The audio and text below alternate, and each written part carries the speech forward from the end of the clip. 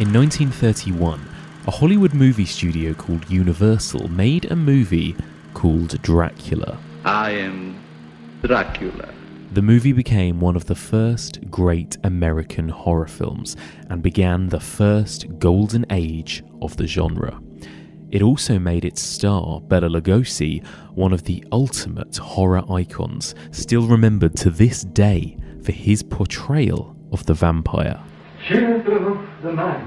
However, Lugosi starred in another horror movie 1 year later, made by United Artists, a smaller movie, almost forgotten in comparison to Dracula, but the movie introduced into popular culture one of the most iconic, prolific and important monsters in all of horror.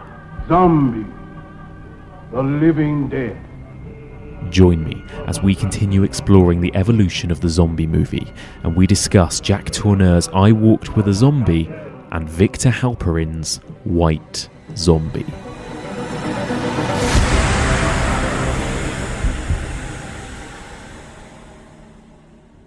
Welcome back to the evolution of horror. My name is Mike, and as ever, I am your host. If you're tuning in for the first time, then welcome. On this podcast, we explore and dissect the evolution of the horror genre by looking at particular subgenres across several weeks. Now, we are currently just beginning our journey through the evolution of the zombie movie, and as the intro suggested, we are going to be looking in depth this week at the original two zombie movies. That's White Zombie from 1932 and I Walked with a Zombie from 1943. This is your spoiler warning for those two movies. We will be talking about both films in depth. And if you haven't seen them and you don't want to be spoiled, go away and watch the movies and then come back. Now, before we get started, I've got to say a huge thank you to everybody who donated money and joined the Patreon page for the evolution of horror. I was overwhelmed by the amount of people that actually signed up. I thought maybe if I'm lucky, I'll get sort of 5 or 10 people donate money. And we got, I think, over 75 people so far have signed up and donated money. So, as I promised, I am going to say a thank you to every single one of those people on this episode. Now, there are over 75 names to read out, so I'm going to do them in drips and drabs. I'm going to name a few people now, maybe a few people midway through the episode, and the rest of the list at the end. So in no particular order, I want to say a huge thank you to the following people: Richard Taylor, Katie Davis, Joe Banyard, Paddy Dunn, Ollie Dean, Stefan Gubler, Jason Reed, James Bentley, Michelle B, Helen Crumpholt, Matt Warrelow, Robert Thorpe, Stephen Last, Mike Middleton Downer, Steve Geiler, Russell Kerr Miller, Becky Dark, Anna Wilczek, Anne Heath, Poppy Angle, Marianne Lewis, Andrew Pope, Deborah Richmond, Sandy Nicholson, Chris, that's all you said your name was, Chris, Alan Sharp, Tina Kirkham Ingram, Richard, Tom Cushing, a really generous donation from Tom Cushing, thank you so much, Frank Power, Dr. Michael Brooks, Jeff Larimore, Louis Smith, Daria Hale, Manuel Cabrian, Andrew Angus, and Saoirse Selway. And don't forget, if you want to become a patron of the evolution of horror and reap the benefits, you will have access to our in-depth review of M. Night Shyamalan's Glass, which went out last week. There's going to be another bonus episode this weekend, including an in-depth review of the new Netflix horror movie Velvet Buzzsaw, starring Jake Gyllenhaal and Toni Collette. It's a really interesting film and a really interesting discussion that Rihanna and I had.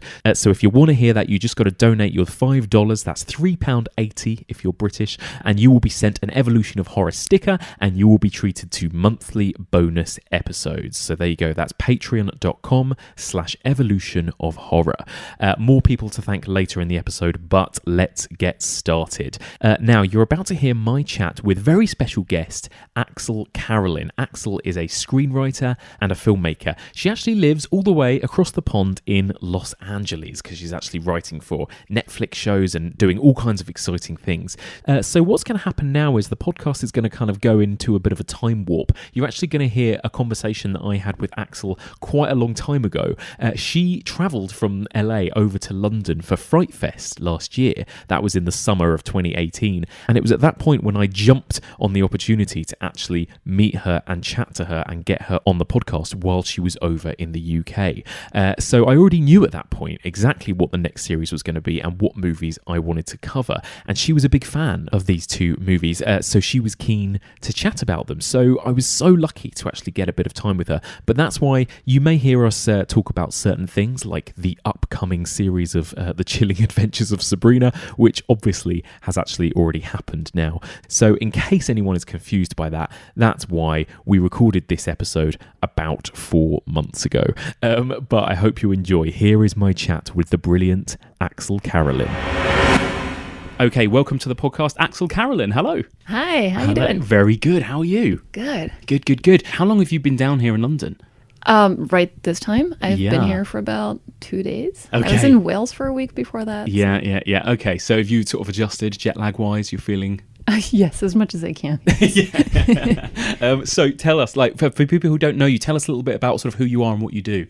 Okay, so I'm a filmmaker. I'm a writer-director. I specialize in horror. I've made my first feature when I used to live in London a few years ago. It was called Soulmate. Actually, it was shot in Wales. It was a ghost story. And then I moved to LA about 5 years ago, and I made my second feature, which was an anthology movie called Tales of Halloween. And that had a bunch of filmmakers. It was 10 different stories by 11 different directors. So I directed one of them and I produced the whole thing. And it was really fun to do. And ever since, I've been mostly writing. I was just a writer on Chilling Adventures of Sabrina. Amazing. What was that like to work on? It was awesome. It was really cool. It was my first job in a writer's room, and it was completely different experience from writing by yourself.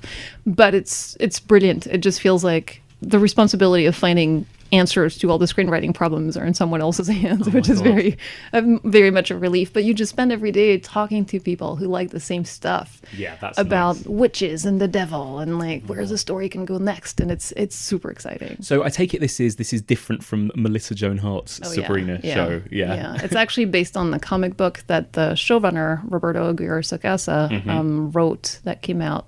It's still coming out. Like it's still in the middle of, I think 9 issues are out, 8 or 9.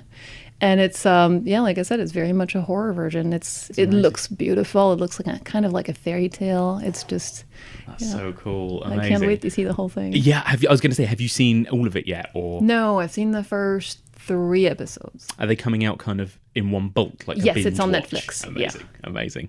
Fantastic. I caught Soulmate at the Fright Fest all-nighter a few years ago. Absolutely fantastic. Yeah, I loved it. Oh, thank you. I'm a big fan of ghost stories, actually. And the way this podcast sort of works, we spent sort of a long, sort of big chunk of weeks talking about slashers, and then we talked about ghost stories, then we talked about folk horror, and now we're sort of talking about zombie movies, which is quite exciting. It's quite, especially after you've done weeks and months of kind of very subtle, low-key ghost stories, to do something a bit more fun and schlocky as well. It's very different. Yeah. I love ghosts, though. That's the other thing that's a link with Fright Fest, is that they've shown all my movies. Tales of Halloween was the closing film 3 years ago, I think. Yes, it was, yeah. But I wrote the Fright Fest book of the Fright Fest Guide to Ghost Movies. Amazing. So that was every year they release a book written by someone else, and it's kind of the 200 best movies in the subgenre.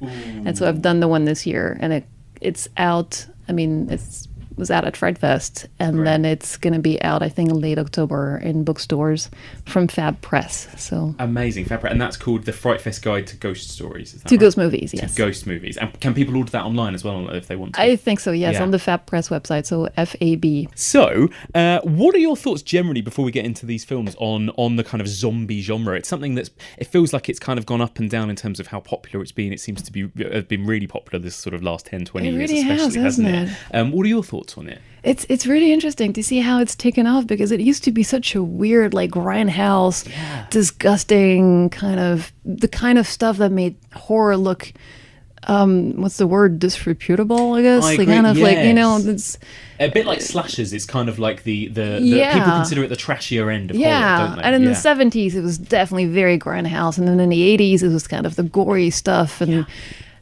then now suddenly it's all acceptable and all very polished and very mainstream, and I don't know how I feel about that. Yeah, I know what you mean. Yeah, It kind of sticks with that shtick that the real villain is the living. yes. And it's true. It's very interesting, but it's also, I mean, The Living Dead is kind of You can project so much stuff onto that. There's something amazing about it. There's no reason for that to be formulaic. Yeah. Slasher films I think are very much defined by the formula. Yes. They're defined by, there's no such thing as a slasher. There's such a thing as a ghost, but Yes. unless you create a genre, there's no such thing as like a slasher film. Yes, you're totally But right. zombies have, the living dead is something that exists in Yeah. legend and always has. So Exactly. it could be all kinds of different things. It kind of falls into a couple of camps, doesn't it? I think because you can have a zombie. Because I think that links to what we're going to talk about today. Because obviously we're talking about very early films, and in a way they don't play by the rules that we think of now with zombie films. A lot of the time, I think a lot of the time with zombie movies now, people think of that apocalyptic scenario of the world has ended and there's zombies are everywhere and there's survivors either in a shopping mall or stuck in a house or stuck in and it's that that kind of a narrative, isn't it? I suppose with zombies, but they were quite different, obviously, back before Romero. It's funny because because they suddenly seem very fresh, actually. Yeah, it did, didn't it? Yeah, it's true. Yeah, it almost makes you feel like, someone should make a voodoo zombie movie today. I mean, it'd be really hard, but it'd be interesting. It's kind of Serpent and the Rainbow, and then which we are going to be talking about in a few weeks' time, because that's a nice little throwback to these voodoo zombies. But yeah, you're right. Other than that, I don't know. I mean, we're talking almost also, kind of vaguely kind of go off the sort of zombies a bit, but into things like Pet Sematary, which kind of has a bit of that kind of the dead coming back to life using Indian burial grounds, and then they eat flesh and all that kind of thing. So there's going to be touches of, kind of things on the periphery of the zombie movie as well. You know what's funny, and maybe I should mention that further down, but I just thought of that. It's these movies that we're going to discuss today could have fit into the folk horror cycle. 100%. Yeah, definitely. Because the real scary stuff in this is not the zombies as much as it is the weird population. The people, yeah. Definitely. So let's start with White Zombie then, from 1932. From Haiti, land of the voodoo, comes the most infamous cult of all. Bela Lugosi as Murder Legendre, I see death. master of the undead damned, the sinister power behind the White Zombie.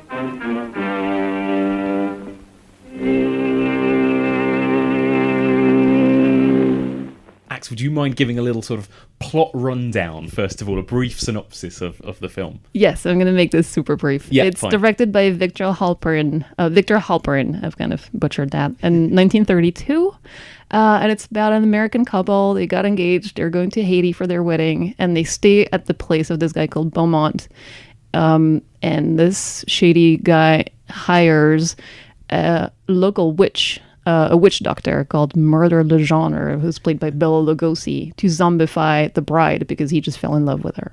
Absolutely, yeah. Never eyes so evil, never powers so potent, never magic so black. Bela Dracula Lugosi as the master of the White Zombie. Okay, so I think before we get into White Zombie, what would be quite good to do is just very briefly touch upon what was kind of happening in the horror genre at this time in Hollywood in the early 1930s, because we've not actually gone back as far as this before on the podcast, so I thought it might be interesting to touch on it. Now, I'm sure at some point later down the line, we will be doing a season on monster movies, on the Universal movies and all that kind of thing, where we'll go into all of these details in more depth. But very briefly, for anyone who doesn't know, the 1930s were generally considered, I would say, the first sort of golden age of the American horror movie, and that was mainly led by the studio Universal. Now, this is kind of old Hollywood we're talking here, so all of the movies were made by and pretty much controlled by the major Hollywood studios: Universal, MGM, Warner Brothers, Paramount, etc. And in the 1920s, at that point, the founder of Universal, Carl Laemmle, had produced a couple of very successful monster movies: The Hunchback of Notre Dame from 1923 and The Phantom of the Opera from 1925. Both of these movies starred Lon Chaney and became quite iconic and famous for Lon Chaney in all of his incredible, terrifying makeup, and in some ways was kind of one of the first great Hollywood monsters. Now, what happened was Carl Laemmle Jr., his son, took over sort of running Universal in the late 20s, early 30s, and he then started to produce more movies in a similar vein. So in 1931, Universal hired Todd Browning to direct the film adaptation of Bram Stoker's Dracula. I am Dracula. Dracula, starring Bela Lugosi, was obviously a huge hit, and off the back of that, Universal then made a second horror movie in 1931, James Whale's Frankenstein, starring Boris Karloff. Incredible to think that these two iconic movies, Dracula and Frankenstein, were released in the same year, just a few months apart. It's alive! Oh, in the name of God! Now I know what it feels like to be God! And the success of both of these movies back to back essentially sparked this huge wave of horror that came out in the next couple of years. Basically, every single studio took note of how successful these movies were and all tried their hand at making horror movies. We accept her, we accept her. Google gobble. One of us, one of us. So then, in the months that followed, we had Dr. Jekyll and Mr. Hyde, which was made by Paramount. We had MGM make Freaks. We had Warner Brothers make Dr. X. And United Artists made White Zombie.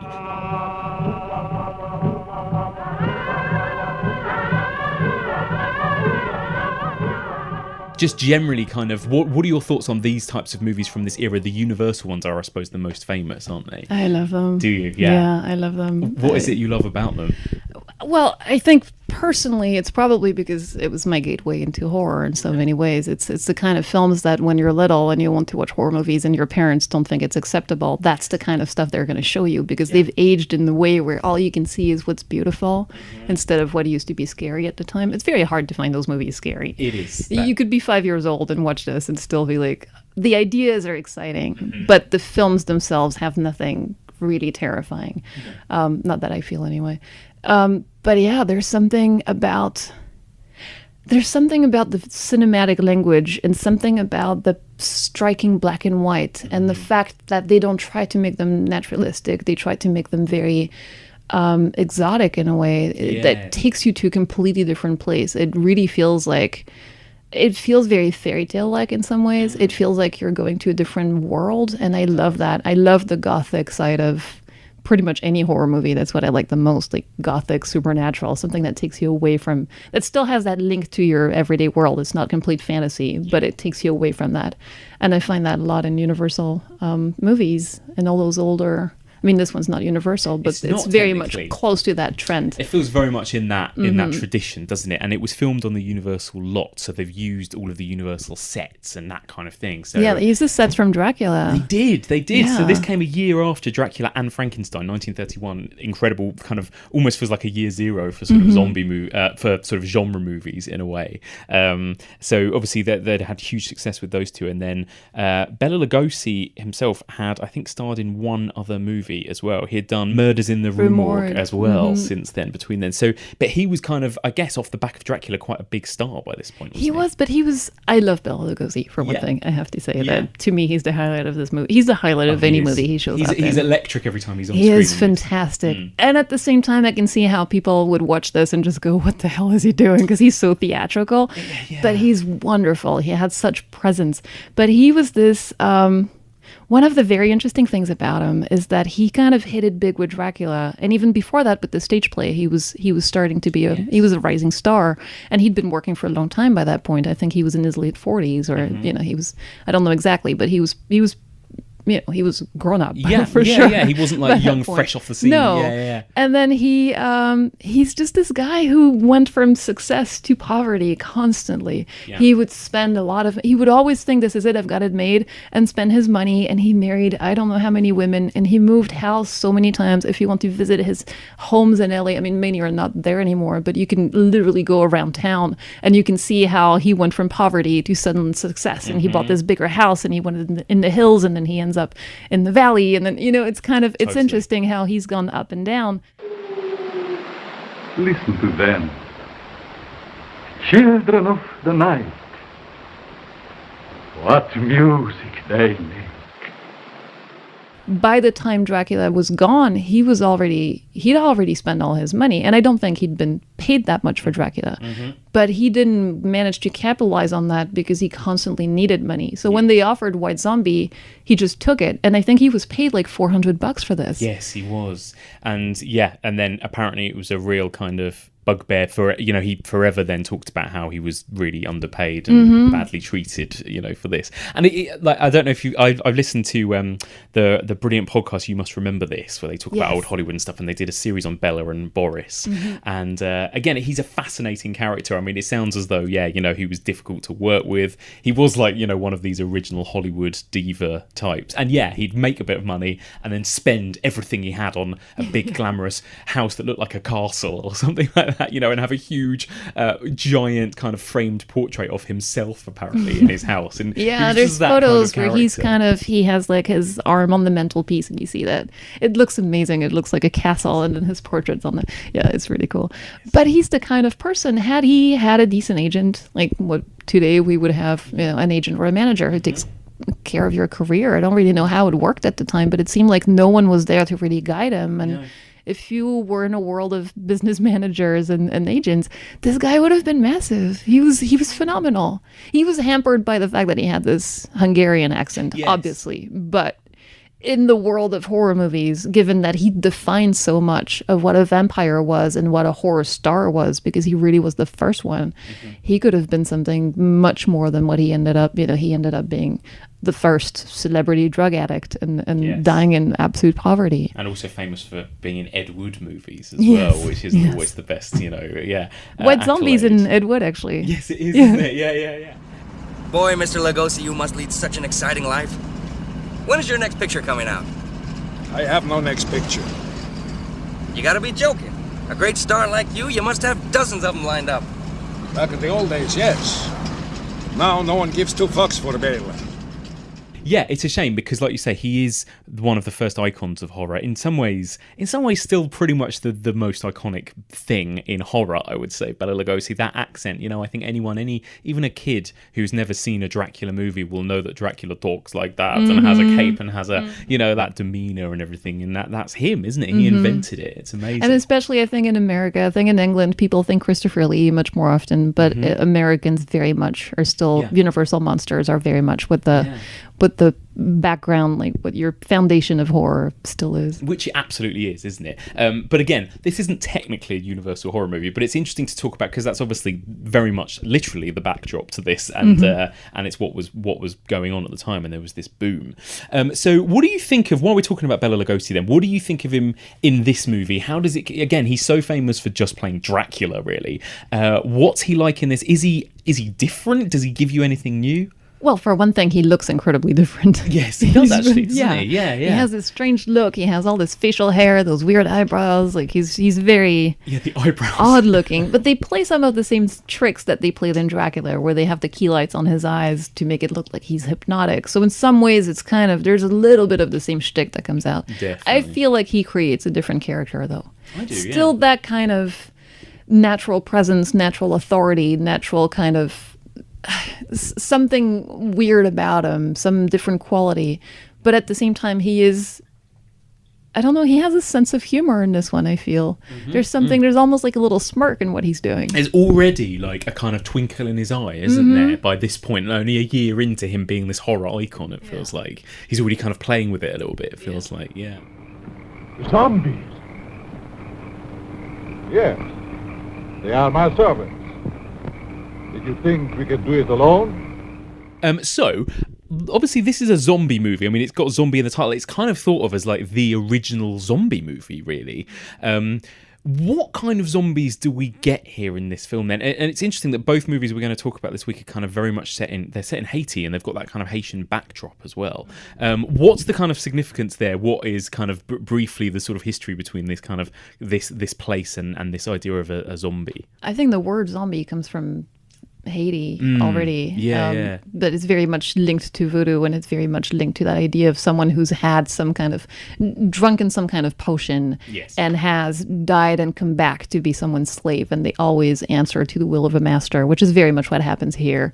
And he's created this army of zombies to have a workforce, basically, to work on his plantation or his sugar fields, or which is interesting because I've read a bunch of historians talk about this as being very much a reflection of the Depression of of the 30s and the time where the workforce in the U.S. was, people were so poor that they had to accept any old job, and they had to work very long hours, and they had to kind of make very little money. And so this is a very veiled commentary on that, which I find super interesting, because George Romero, who's the father of the modern zombie, is known for making social commentaries. But when you see this, The Living Dead, from the very origins, like from the very first feature film that features them, has to do with kind of taking it as a metaphor for something that has to do with the current situation. Yeah, that's really interesting, because I thought that too. I thought, Romero was the one that kind of invented this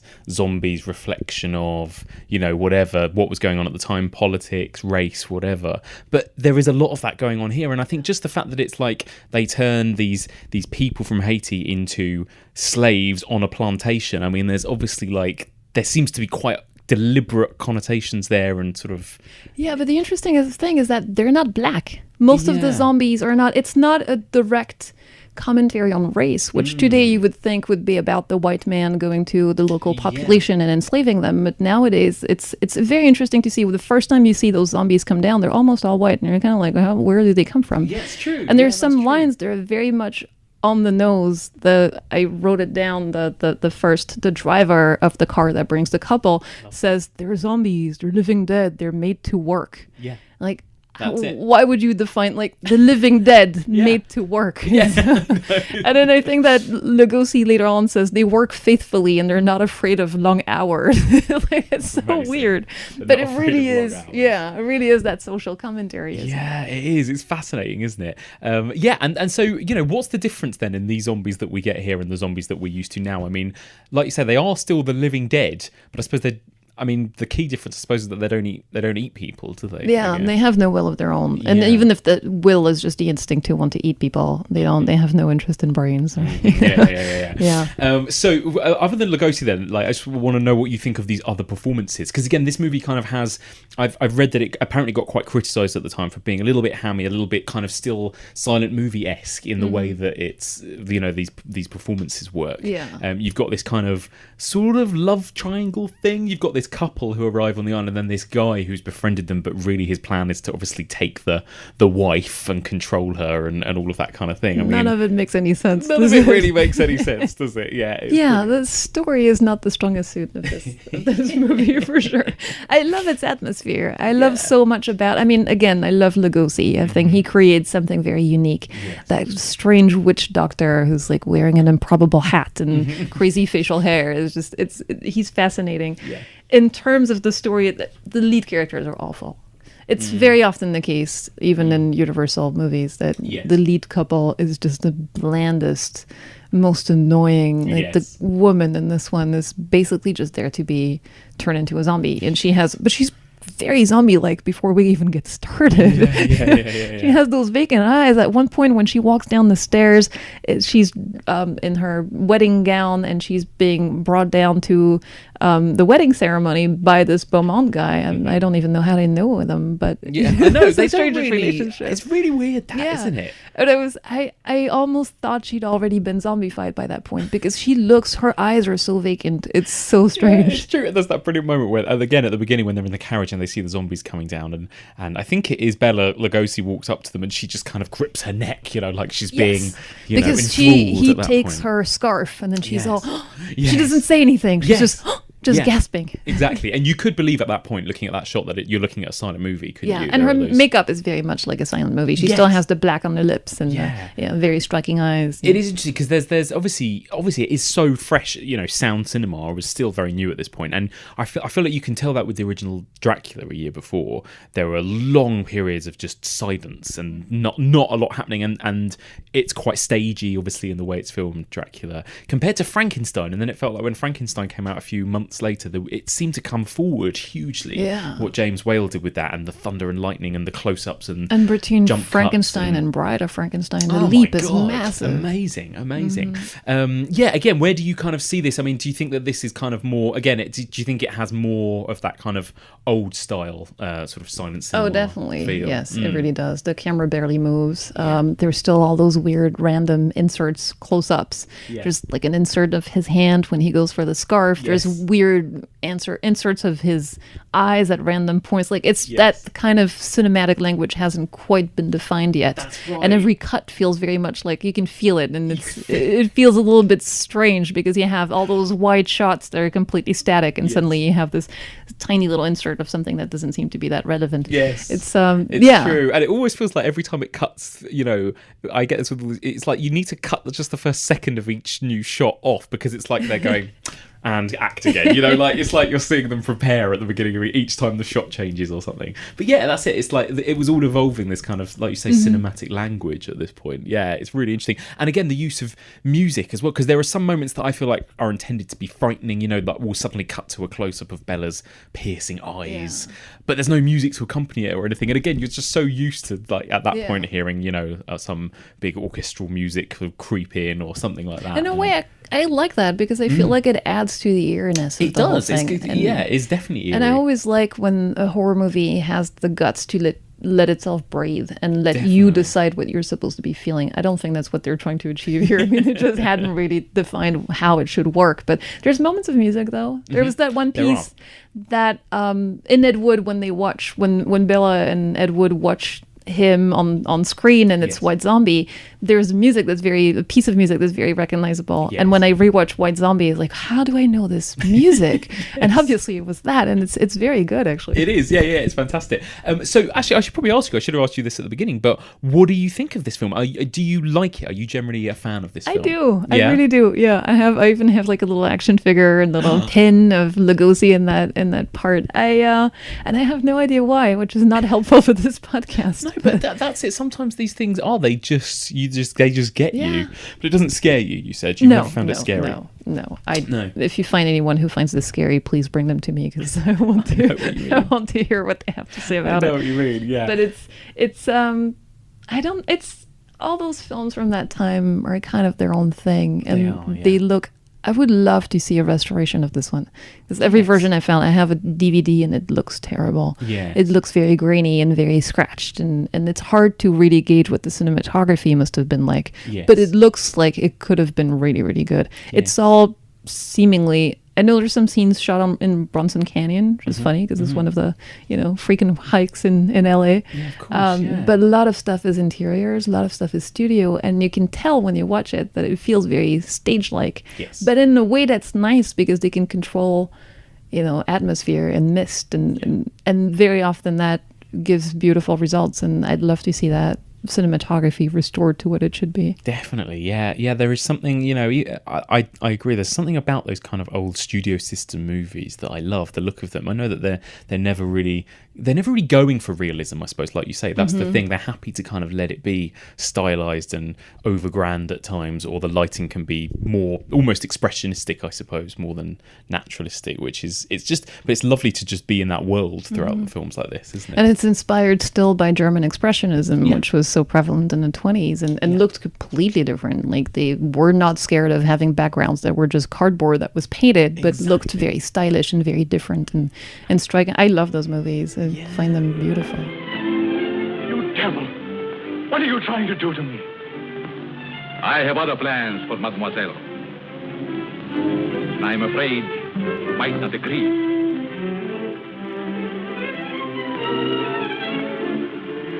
I have taken a fancy to you, monsieur. Silver! Silver!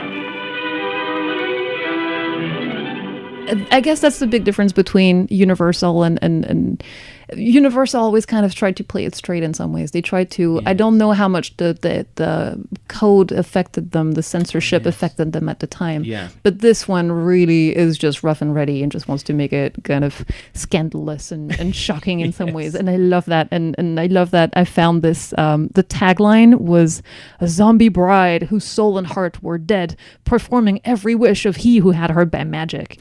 Like that's so like so long. necrophiliac and weird in every way. It's just he brought her back to life and made her his slave. Like how much more scandalous can you make it? It's true, isn't it? It's true. So we should talk. What do you mean? Let's just say as well, for people who don't know, what do you mean by the kind of code? And because again, famously, this movie is part of sort of it's pre-code Hollywood. What does that mean? So there's this motion picture production code that was I think created in the early 30s and enforced from 1934. It's referred to as the Hays Code, and it was just a set of very Christian morals that suddenly films had to abide, and it meant, for example, that the villains always had to be punished. Any bad deed had to be punished. Like moral standards had to be respected. It very much. It actually says. It said in its mission statement that it was promoting traditional values, meaning obviously Christian, but it limited the amount of sex you could show, or like make it every time someone had an affair outside of marriage, it had to show that the consequences were awful, and a lot of very strange things. Like, but this one clearly flies in the face of anything that has to. That's so interesting, isn't it? Because you like you said, it's pre-code, so these films are older, but in some ways they're more daring, I suppose, than some of the films that came later, aren't they? Because they could, I suppose. I mean, that whole dead bride slave thing is kind of kinky, isn't it? Yeah, it really is, isn't it? It's just really funny though when he does turn her into a zombie, and then he's kind of like, oh, this isn't what I wanted. Boring. She's boring. Yeah. Because she was so full of life before that. Captive in the borderland between life and death. Her brain drained of the life spark. The white zombie obeys the unholy commands of her demon master.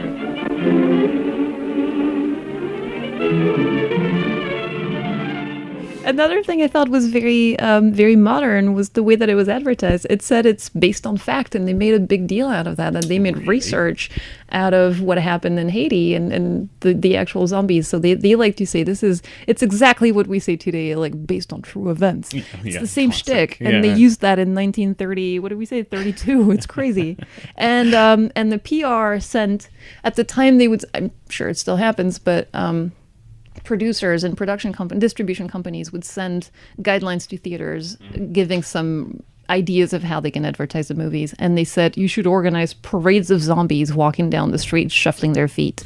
Like, wow, how much more modern can you make that? That really is, isn't it? And again, like, I was quite surprised. I hadn't seen either of these two films we were talking about this week before this podcast, and I had only seen as early as Romero's, Night of the Living Dead. I think that's the earliest I've got in terms of zombie movies. And I was expecting these zombies to be more different in a way. I thought Romero kind of invented, the whole kind of the way they kind of all sort of shuffle along together as a big group and walk like just the look of a zombie. I thought Romero basically invented that, but that they're not that far away from pretty much the zombies we know. I find that very interesting too. I agree. I've always heard that Romero invented this, and he did in so many ways because he brought it into contemporary fears. I guess it's a contemporary setting, and it just changes everything, and the way that he shoots it, and the way that he makes it very immediate and very here, like it can happen in your home, while this is very much tied to a setting. It's in a way the zombie is not so much the threat in this movie, although the threat is that you could be turned into a zombie. The threat seems to be that nothing on this island makes sense, and that as a foreigner coming into this island, that's why I was saying it's almost like a folk horror, isn't it? It's kind of it's the environment that's weird. It's the environment, the traditions, the beliefs, it is totally that kind of thing. And again, Bela Lugosi's not playing a zombie in this, but really he's our villain, isn't he's he? the villain, yes. yes. He's our monster. Yeah, he's the boss of the zombies. And another thing that's interesting is that I think there's a scene towards the end where they shoot the zombies and they don't die.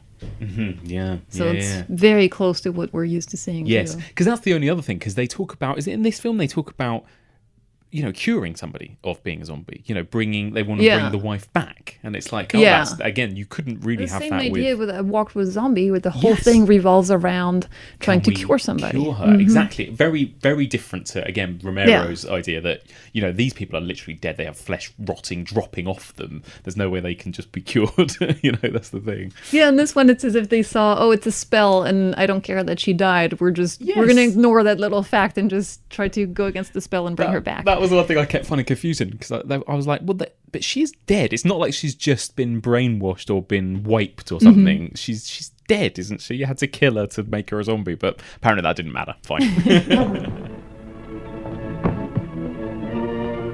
Madeline, I found you. You're alive. Alive. What's the matter? It's I, Neil. The film is, 70, 80 years old. Would you still recommend this to kind of people listening to this podcast? Would you recommend it to horror fans who haven't seen it? I would recommend it cautiously. I would recommend it to people who either are used to watching movies from that time period or people who are really interested in the history of the zombie film. Yes. Because, as I mentioned earlier, I think the cinematic language has changed so much. There's something, even watching a movie from 30 years ago, the way people react is different. And I can see how someone who's not watched a lot of older movies or is not used to that, and most people won't watch anything that's before 1980, to be fair. It's terrible. So but I can understand that, because I can see how suddenly, instead of having the immediate reaction of somebody who will react the way that you would, and you can identify to very easily because they resemble you in many ways, you have to get used to someone who's lived in an entirely different environment. That's true, yeah. And on top of that, the way that the movie expresses itself is entirely different. So you really have to learn that language in some ways. And I think some people will get into that like it's an old slipper, and some other people will really struggle against it. Yeah. And as a kid, that's why I was saying, like, Universal monsters were fascinating, but they were also ridiculous, because in many ways it's so different from what we're used to. Yeah, I and agree. It's not really scary. It's not particularly scary. I would say, actually, which is in a way a weird thing to say about films that are as technically old as this, but I think they are better to watch on a big screen with good sound, in a way, because I think the most you can do to immerse yourself in it, because it is quite an alien experience in terms of the way it's made. I think it's that much more alien if you watched it on a small laptop screen. It requires a little bit of a commitment and a little bit of attention to get used and immersed into that experience, as you say. Having said that, the way that the story's told, there's nothing in a way, it doesn't plod that much. These films are about 65 minutes, a lot of them. They're actually, they're not a lot longer than an episode of an HBO show now and these days. And this one has stuff that happens every 5 minutes. I mean, it's really, it's fast-paced, especially compared to the next one we're discussing. This is very... Exactly. This is supposed to be a horror movie. It ticks the boxes, and it's like you say, within the first 5 minutes, it's like these people arrive in a horse and carriage. They've seen zombies. They've seen Bela Lugosi. He's gone, oh, look, zombies, The Walking Dead. They come across his funeral. It's like straight away you get it. It's a weird place. Strange things are going to happen. Yeah. And it's as far as 1930s movies go, it's as trashy as it comes. And it's in the most wonderful way. It's just, but I would say, if you've never watched something from that time period, I would definitely start with Universal monsters. I would go with the Frankenstein movies. I would go with Dracula, and then I would probably transition into White Zombie. What's your do you have a favorite of their, like, these kind of 30s Universal monster movies? I think for a long time I would have said Dracula, because it's just the first one that I saw, and I just loved Bela so much, and I just thought he was wonderful. Are you more Team Bela than Boris then? No, I love both. I can't choose. And I love Peter Cushing, and I love Vincent Price, and I can't choose. No, it's changed throughout my life. I've always been kind of fascinated. When I was little and I discovered these films, I thought they were fascinating but awful. Because there's something that there's a language you need to understand before you can feel comfortable watching movies that are that old in a way, because so much about cinema has changed. But yeah, Dracula was my first one. I guess the best one is by far Bride of Frankenstein, which you can watch a million times, and it's just stunning. It is absolutely stunning, yeah. It's the pinnacle, isn't it? I watched, actually, recently here at the BFI, they did a restoration of The Old Dark House. I don't know if you've seen that. I really loved that. And I'd never seen that one. It was totally off my radar. I guess it's not one of the monster movies, technically. I guess it's not technically a horror, but it's not horror adjacent. It's very funny. It's like laugh out loud funny as well. It was really, really good and quite camp, but I loved it. Yeah, that was kind of an undiscovered gem for me. I thought that was one of my favorites. Weird because it's very postmodern in many ways. It's that whole style of what they used to call old dark house movies, and he makes fun of that, and which is great. It's like the scream of its time. Yeah, considering it's so early. Yeah, it's incredible. Yeah.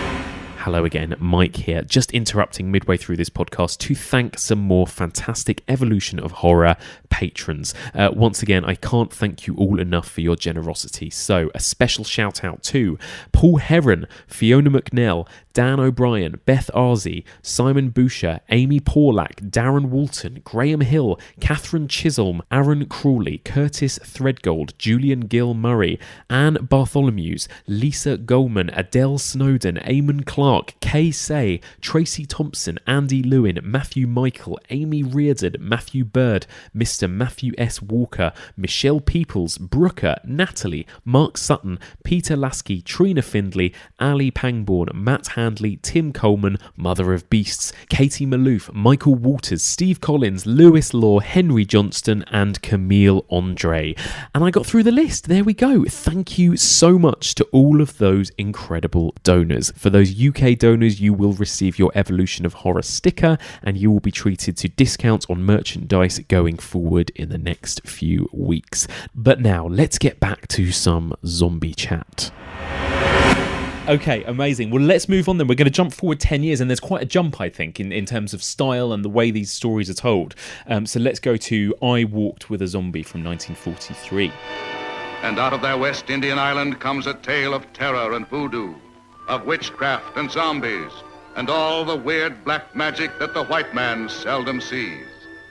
It is a tale of brother against brother, and their love for a woman who lived with the dead. And it is also the tale of a young nurse who never believed such things could happen.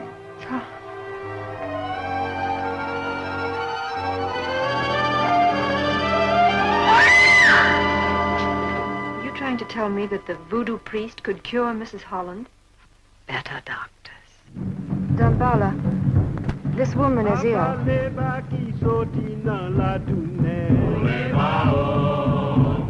This is the ceremony of voodoo death, a ceremony that seeks the life of the woman who lives forever, who walks with the dead. Well, the briefest way I can, it's not super complicated as a plot, but it's the story of Betsy, who's this American nurse who travels to a fictional island in the Caribbean, and she's supposed to take care of the invalid wife of a plantation owner. I think she's called Jessica. And it turns out that Jessica has been zombified, so Betsy, who suddenly has a crazy crush on the plantation owner, decides to try to make him happy again by bringing his wife back to normal, and she starts looking for a cure for the zombification. Yes, once again. Kind of similar in a lot of ways. We've got, the same setting. It's in an island in Haiti, and we've got this zombified wife who may or may not be cured, so in some ways very similar in terms of the story, but how, what was your reaction to this one in comparison to White Zombie? What are your thoughts? Totally different approach, really? Isn't it? It is. Very different. Yeah. It doesn't feel like a horror movie. If I had to compare it to something, I'd say it's like Out of Africa, or one of those adventure kind of. Yes, you're right. I had a farm in Haiti. Yeah. Even the way the story is told at the beginning, in a way, it feels a bit more classic Hollywood, and not in the way that the 30s horror movies are, but you know what I mean. Those kind of 1940s, almost love story type setups, aren't they? It was strange to have him break in on my thoughts that way. There was cruelty and hardness in his voice, and yet something about him I liked. Something clean and honest, but hurt. It's interesting, really, that obviously this movie was directed by Jacques Tourneur, but it's very much linked with the producer Val Lewton. Most people will think of movies like I Walked with a Zombie and other movies like Cat People and Leopard Man very much as Val Lewton movies. So I just thought I'd explain briefly what that means. Who was Val Lewton and what did he bring to the horror genre? So as we mentioned earlier when we talked about White Zombie and the sort of 1930s craze of horror movies, they were very much about the monsters. They were all about putting the monsters on screen. You know, Boris Karloff, Bela Lugosi, Lon Chaney Jr. in loads of makeup, really going for it with the on-screen horror. Val Lewton, I suppose, was a producer who in some ways pushed the horror genre forward one step further, because he introduced the idea of kind of suggesting the monster rather than showing it. He actually started off his career as a novelist and writer, Val Lewton, and I don't think he was actually that interested in sort of making horror movies and monster movies. He famously was not a fan of the Universal monster movies of the 1930s. But in 1942, Lewton was named head of the horror unit at RKO Studios.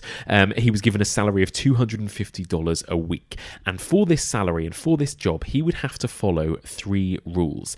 Every film he produced had to come in under a $150,000 budget.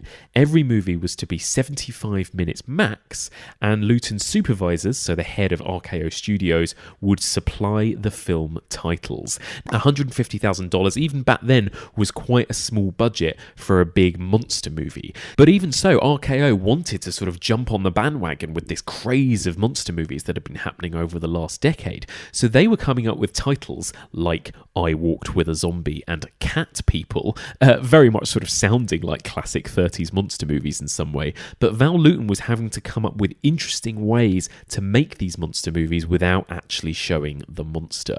And I think as somebody who wasn't particularly interested in horror movies and more interested in kind of human dramas and that kind of thing, what we got was this kind of interesting new wave of horror in the 1940s that became a lot more human, a lot more suggestive, maybe dealing more with metaphors and subtext than it is with just plain old frights. So Cat People was about a woman who turns into a killer cat, but we never actually see the killer cat. Instead, everything is done with shadows and sound design. His films look beautiful, and that's also down to Jacques Tourneur, the director who he hired for all of these horror movies. But there's that iconic scene in Cat People where the lead actress is being stalked by some unknown killer as she walks down the street, and all you can hear are the footsteps.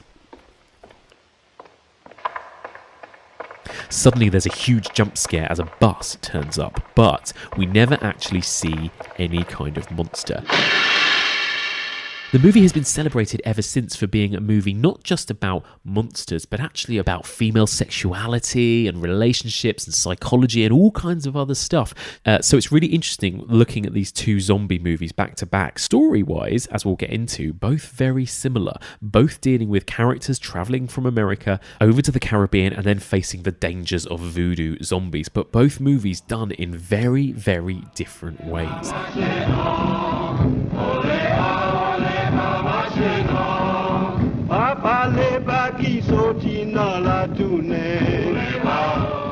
I'll admit I'd have to do more research into why we have focused so much on Lewton as opposed to Tourneur, because the films that we consider the most Lewton-like have all been directed by Tourneur. Yeah, actually. they have. All they come as a 3 pair, of them, I guess. really. It's like Cat People, Leopard Men, and this one. Mm-hmm. And I think actually he, even though he produced them, I think he wrote some of them, and I think he generally he was the one who was kind of the driving force behind them, and he Yes. hired Tourneur, I guess. And he hired and Tourneur. so in a way, he's the one who chose the subject matters. He's the one who, I know in this one, he did a lot of research, and there was a script that had been commissioned by RKO by the same author as The Wolfman, and he kind of almost trashed it and started almost from scratch because he thought that the research that it was based on was bullshit. Yes. So he wanted to do his own thing. Yes. And I really like that. But and his films generally, what he's produced, have in common the fact that they have a much classier approach, let's say, than White Zombie, for sure. They're kind of borderline horror, but they never totally. They're very close to a drama. Yes. And they're very deliberately paced as well. Well, it's interesting you say that, because I think I love Val Lewton's movies, actually, and I think they, weirdly, even though you're right, in some ways they feel more like dramas than horrors, they creep me out. They get to me more than than the Universal ones. But I suppose he's much more of that. It's so funny because you could almost say, in today's terms, he's one of these directors that you'd call like makes sort of quote unquote elevated genre movies. Yes, I read that too. Like this is like an elevated. It is. horror. It's like what people call post horror now, isn't it? One of these films that is it a horror? Or is it not really? Is it a bit too classy to be a horror? As much as I like the movies that we usually that people seem to put under elevated horror, I have to admit that in this case, I've always felt like Lewton just felt like he was a little bit too good for the kind of movie that he was hired to make. I think that's right. I think that he would be that person that would use the term elevated genre. Yeah, and I don't like that. No. I love what he does because it's very classy in some ways, but I also don't enjoy watching them the way that I would if he'd made a deliberate, like, people turning into cats kind of. Exactly. Same with this, is this really about a zombie, or is this about, is this something medical? Is it psychological? I like to buy the supernatural explanation because I think that this is the one that ties everything together the most neatly. Yes. And the person... I mean, you said we can say spoilers, so I guess it's not like this lives or dies on its twists. But the woman who asks for this woman to be turned into a zombie, she's surprised by the results. So I guess that she didn't really anticipate that it would actually work, which means to me is that there could be something about it that is supernatural or is real. Yeah, exactly. Yeah, no, I think that's probably true. I guess it's just that, again, they just show you a lot less, don't they? They kind of spell things out a bit less, I suppose, in terms of what's going on here with these people. Although there is that one character, I think it's Carrefour, is that right? Carrefour? And he's played by Darby Jones, who is, he really is this like creepy looking zombie type, like the way his eyes kind of bulge. He's so impressive, and he's lit beautifully every time he shows up. And it's that scene when they're in the kind of cornfield and they come across this guy. It is a little bit scary, actually. Yeah, so that's the thing. It's I know that it's not really scary, eerie. But I do find there are more images in a lot of Val Lewton's films, just in the way that they're lit and suggested, that I think from a modern lens actually are still more creepy than some of the Universal stuff that do have monsters in a weird way. And again, maybe it's that link to elevated genre. Maybe that's where we are right now with horror, is that there is a lot of these types of things, these kind of human dramas with creepy dread going on under the surface. But you don't feel that this is in some ways a continuation of something like Bride of Frankenstein? The way that, for example, those shots of Carrefour are always kind of from beneath him, from below, that it's always lit a little bit like the Frankenstein monster, for example. That's true. It's the kind of reveal that you would expect from James Whale. That's very true. And he looks, and the way he moves and everything is quite Frankenstein's creature-like, I suppose, isn't it? Yeah, very, very true. And again, what do you think of the, we were talking about White Zombie and how the performances they were fresh, they were still kind of silent movie-esque in the way that they were performed. What do you see a difference now, sort of 10 years on, in the way these characters are portrayed? Oh yes, this is much more naturalistic, and this is much more, the acting is so much better, and it's so much more trying to make it, also it's contemporary, I guess, to the filmmakers. So it feels very classical, it feels very classy, actually. Yes. It seemed only a few days before I met Mr. Holland in Antigua. We boarded the boat for St. Sebastian. It was all just as I'd imagined it. I looked at those great glowing stars. I felt the warm wind on my cheek. I breathed deep, and every bit of me inside myself said, "How beautiful." It's not beautiful. You read my thoughts, Mr. Holland. It's easy enough to read the thoughts of a newcomer. Everything seems beautiful because you don't understand. Those flying fish, they're not leaping for joy. They're jumping in terror. Bigger fish want to eat them. That luminous water, it takes its gleam from millions of tiny dead bodies. The glitter of putrescence. There's no beauty here, only death and decay. It's very nicely shot. It takes its time in every way. The sound is amazing. Like all the design in every way is just really nicely done. It's And yes, the performances are a world of difference from the strange little woman who's clutching her neck. Yeah, it's so funny because again, like you said, like a lot of the time in the Universal movies, the characters aren't really they don't have a whole lot to do or to work with. It's more about the monsters, I suppose. Whereas actually, I spoke to Kim Newman on the very first episode of this podcast, and he talked about Val Lewton kind of almost introduced this idea that characters actually have jobs. You know, they actually do stuff. You know, and you've actually got this woman at the centre of it who is a nurse, and you've got like people that are more like actual characters and not just kind of stock archetypes or something, you know, that are just there to tell the story, I suppose. They are, and yet their motivations are very strange. The fact that she shows up, she meets this guy on this boat, he says something crabby about how this island is very mysterious and everything here dies, and like he doesn't seem like the nicest guy, and she somehow decided this was the love of her life. Yes. And in the weird twist, she thinks that the way to his heart is to bring him back his wife. Just the whole thing is just bizarre. And I think that it's pointed out a couple of times in the script, actually, where the man himself will go, I saw you look at me and I could not believe my eyes. Like, well, neither could I. Yeah, it's weird that, isn't it? I kept thinking that it was going to turn out that she was going to like the brother, the alcoholic brother. I maybe it's just my taste in the men, I don't know, but I was like, surely this guy is the more leading man type. Oh, I don't know. He reminds me of Eric Trump.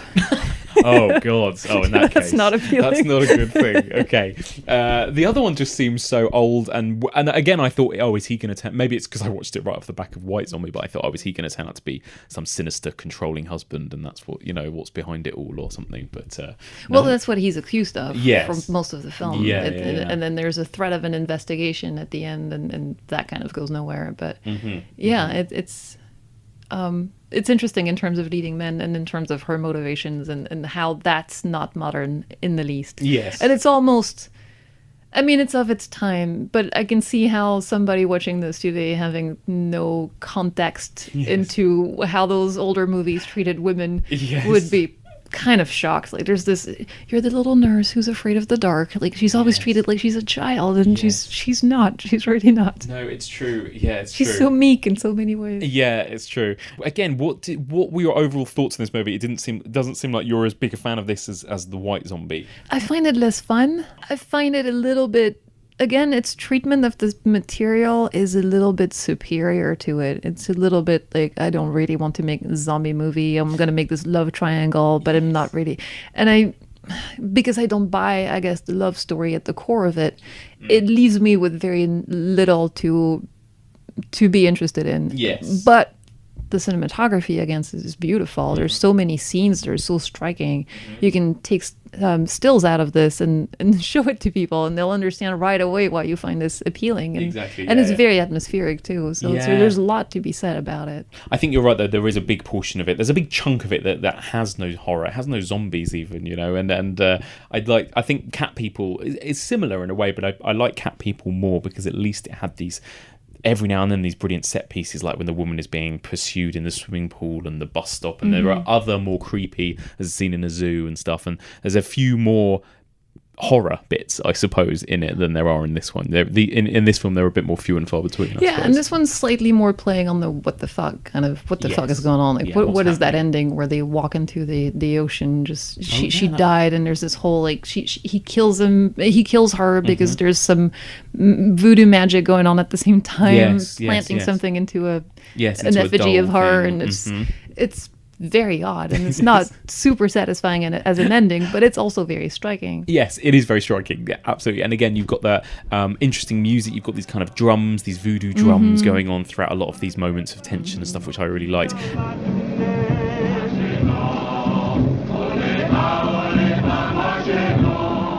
And you've got that really strange moment as well where you get the kind of backstory of the family via a song that's sung by Sir Lancelot, who's just credited as Calypso singer in the film, where he just walks up to them and sings their history, like the family history, and then apologizes. The wife fall down and the evil came, and it burned her mind in the fever flame. Wes, we must get back to Fort Holland. Shame and sorrow for the family. Her eyes are empty and she cannot talk, and the nurse has come to make her walk. The brothers are lonely and the nurse is young, and now you must see that my song is sung. Ah, woe, ah, me, shame and sorrow for the family. Ah, woe, ah, me, shame and sorrow for the family. And it's one of those stories. There's only 2 zombies in the whole thing, so it's not like it really makes a big point of relying on its living dead. But it's all about what's going on in this island. The fact that we're kind of fish out of water. We don't understand anything that's happening. That everything, like the character says, everything dies, and it's really interesting how as much as nowadays the living dead is all about being immediate, and it could happen to you, and it could be your brother, and it's that kind of, the threat is that it's weird because I don't tend to have nightmares that have to do with horror movies, but every time I have over the course of my life, it's always been about zombies. Oh, has it? Yeah, and it's always been people I love turning into zombies and then having to run away from them, which is kind of weird. But this is exactly not about that. It's about the remoteness of the place. It's about the weirdness of the place. It's about the fact that it can happen to you all. It's very uncanny and impossible to understand. And it's very different context and very different fears that it's playing on. I agree. And I do wonder, because apparently it didn't get particularly good reviews when it first came out as well. I've got one here from the New York Times from 1943, called it a dull, disgusting exaggeration of an unhealthy, abnormal concept of life, apparently, which is pretty extreme. But I guess with movies like this, I guess you're there's a risk of losing the kind of horror fans who love their monster movies and want to see fun, that kind of pacing that you get in the Universal movies. And then people that want to go see a love story or drama are probably not going to go see this because it's got the word zombie in the title as well. So it is, I suppose it's that weird kind of in between two camps as well. It's something I usually really like, but in this case somehow... again, because the strength of love story is not ideal, I guess. Because it was based on an article. The article was called "I Walked with a Zombie" by Inez Wallace, and it was in the American Weekly magazine, and that was like where they got the inspiration from. But then Val Lewton hated this idea of the story that was told in the article, kept the title, but basically threw the rest out, and then instead based it on Jane Eyre and took elements of Jane Eyre. So again, it's there's that slight elevated genre aspect of like let's go to classic literature. And he dispatches the whole walking with the zombie thing very early. You see two people walking, it's just shadows, and the first words are, "I walked with a zombie." It's an unusual thing to say, I guess. And then we can move on with the story. And that's the last you'll see or hear of a zombie for a long time now. Or walking with them indeed. Exactly. All right, wonderful. So again, is this something that now you'd recommend to people that haven't seen it? Again, within the context of someone who's interested in the history of the genre or the history of zombies, definitely. I think that this is very much a milestone of the genre. Perhaps less so, White Zombie for the Living Dead, but horror in general, I wouldn't say that it's a cornerstone. But this is a very important step, I guess, in the evolution of the genre. So I definitely would recommend checking it out at some point. Do I think that people would find chills in it? Probably not. But it's a beautifully made movie. It is, and I guess like you say, it in some ways I think is more highly regarded now than White Zombie. But I think White Zombie is still the first one, and it was still the one that invented a lot of these ideas that then I Walk with a Zombie also uses. So they're an interesting pairing. It's funny because I watched it with my boyfriend the other day, and he's his observation was, the depiction of the zombie culture and of the local population hasn't changed at all in, I guess it's 1973, Live and Let Die. Same kind of thing when you think of it. Yes, true. Same kind of idea of like the zombie at the time for Bond and the voodoo was all about the weird exotic nature of the culture. And, it's and true. that place you don't understand and those kinds of rituals you don't understand. That's it. Do you think these two films now, have they dated in terms of that? In terms of like, is there anything problematic now in the way that they depict, these other cultures, these exotic places and that kind of thing? Well, in the way that it's presented as being, I think it's in White Zombie where it's even referred to as sinful. Those islands have no morals. But I was surprised to see in I Walk with a Zombie, actually, you have the local populations are shown as having agency, as having they're smart people. They're very, obviously there's a difference in education, which was the case at the time, but there's a little, what is she, a little maid or someone who's... Oh, yes, the maid who has the baby or somebody has a baby. And she's actually really articulate and interesting. And I mean... That's setting the bar very low, obviously, in your representation of a different culture. But I know what you mean. But given the context of the time, it's not shocking. But yes, of course, whites and blacks are very much segregated, like separated completely, and it's it's not. Other than just being a product of its time, it's not. It is, It's very much is. Yeah. Wonderful. Okay, so just branching out then, before we finish, I mean, what is your favourite zombie movie? Do you have a favourite movie in the zombie subgenre? That's tough. It is tough. And also, people always go, do you consider movies like 28 Days Later and the kind of infected movies as they zombies? have to be. They have to be. It's the format. Of course, it plays on the same tropes. I think I'm going to go with Reanimator. Oh, good choice. Amazing. What is it about Reanimator? It's just hilarious. It's one of those first movies I saw when I was a teenager where I thought, I want to do this for a living. Because it just felt like so much fun. And so much fun to watch, but it seems like fun to make. And it just seemed like there's so much energy that goes with it. So much energy. It's visually exciting. It's just so much about it. Yeah, there's so much life to that film, isn't there? Yeah, it really is. There's this fascinating character of Herbert West, and I feel like that's a movie that hasn't really aged either. No, there's a really nice little pocket of movies from the 80s, I think, like that that have aged so well. Those ones that rely on practical effects a lot of the time. Return of the Living Dead. Yes, I love it. This is so great. Incredible. Yeah, isn't that the same year, by the way? What a great year for zombie movies. Yeah. 85. I guess. And then a couple of years later, we had the Peter Jackson ones as well, which are also great. There was some really fun zombie films from that sort of time, weren't there? Yeah. And what do you think? We talked briefly at the beginning about this, but what do you think of the state of zombie movies now? I mean, I'm thinking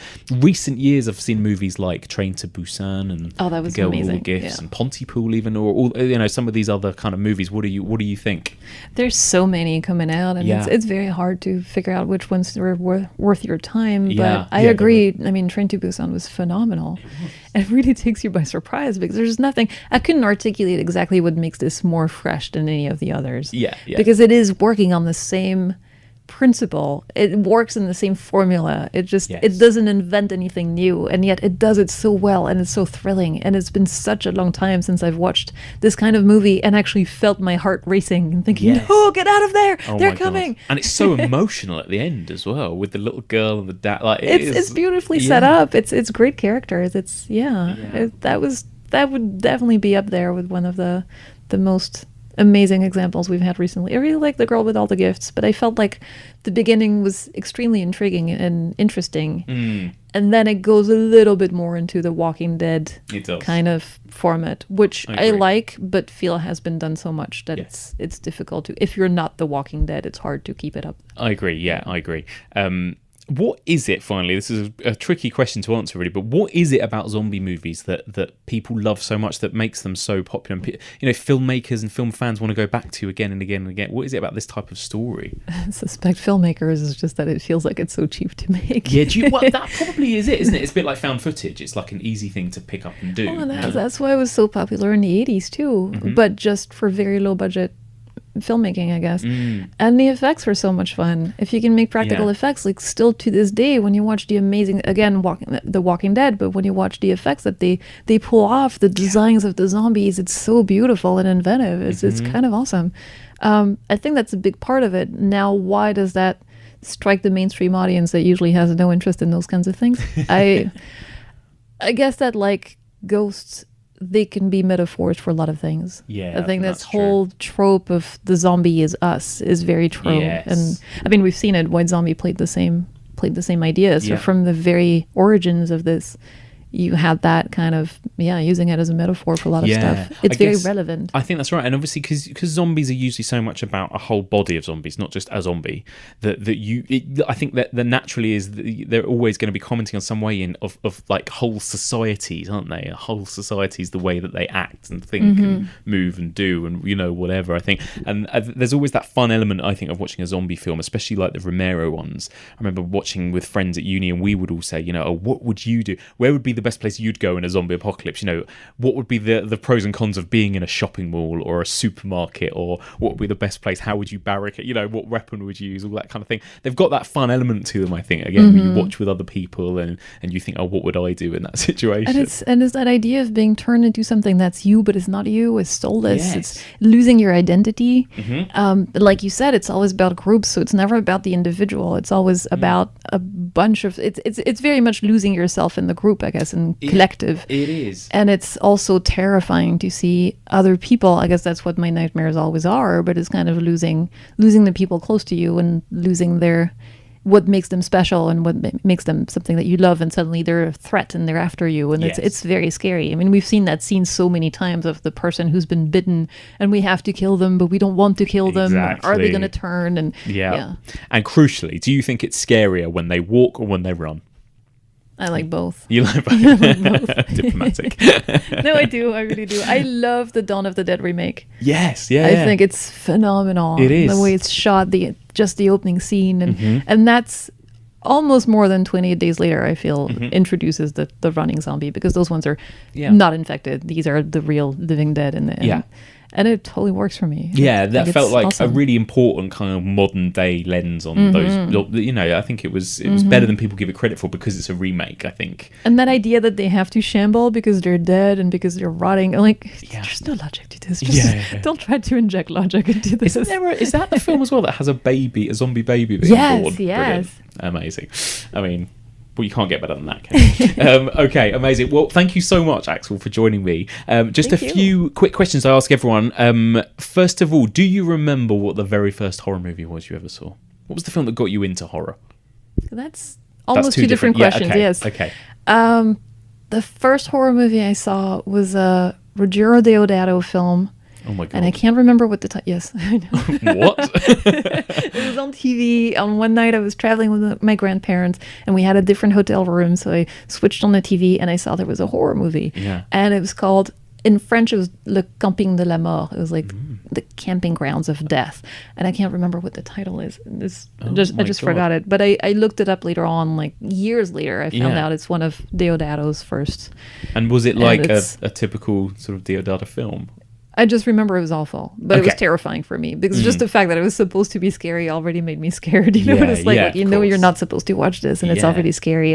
I don't remember much about. I think it's kind of a slasher, maybe. Okay, don't remember, but it's definitely not Cannibal Holocaust. And what was the film that made you fall in love with the horror genre then?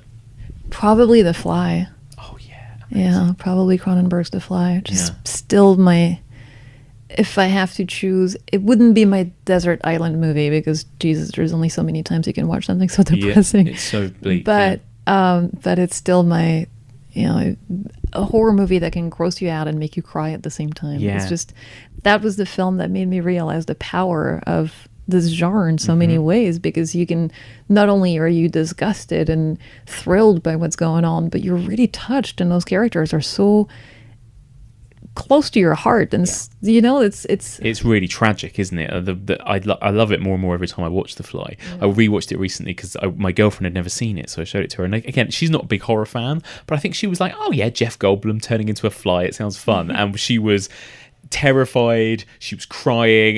She was by the end she was distraught. She was like, "Why the fuck did you show me that?" That was not what I was expecting. But it's a masterpiece. It's so good. They're so wonderful. It is such a beautiful love story. Yeah. It's just Jeff Goldblum is amazing. I discovered that because I'd seen him in Jurassic Park, and then I was like, oh, I had such a crush on him, so I had to watch everything he was in. And of course, when I saw The Fly, it just completely destroyed me. That is peak Goldblum there. Oh, it's so good. It's so good. Yeah. He's wonderful. But yeah, those effects are phenomenal. Just, I don't know. And there's so many lines that stick with you too. Mm-hmm. Yeah, it is. Yeah. It's wonderful. And this might be the same answer. I don't know, but I was going to ask, what's your favourite then? What's your favourite horror movie, if that's even possible to answer? I usually go with The Fly. because of all those elements and because of all the different emotions that it gets out of you. But if I had to go with the movie that I would watch the most and that I watch if I feel down and, picks me up, that's definitely not The Fly. Yeah, exactly. I would go with probably Sleepy Hollow. Oh, interesting. Either Sleepy Hollow or the 1958 Dracula, the Hammer version. Yeah, the Hammer one. Yeah, oh yeah, amazing. Good choices. Axelle, thank you very, very much. It was wonderful to have you here briefly while you're in the UK. It was great to grab some time with you to do this. If people want to, just again, like for people who want to maybe catch any of your movies, are they available? Are they out there in any way? Yes, they're both out on DVD and I think Blu-ray for Tales of Halloween. They're both on Amazon. If you're in the US, Tales of Halloween is still on Netflix, I think, until the end of the year. Great. Otherwise, they're on iTunes, Amazon, all those platforms, as usual. And probably by the time this is out, people will be able to check out Sabrina as well on Netflix. And I think Soulmate's like £3 on Amazon to buy the DVD. So amazing. Yeah. Fantastic. And I've seen it. It's worth it. Pick it up. All right. Thank you very much. Thanks.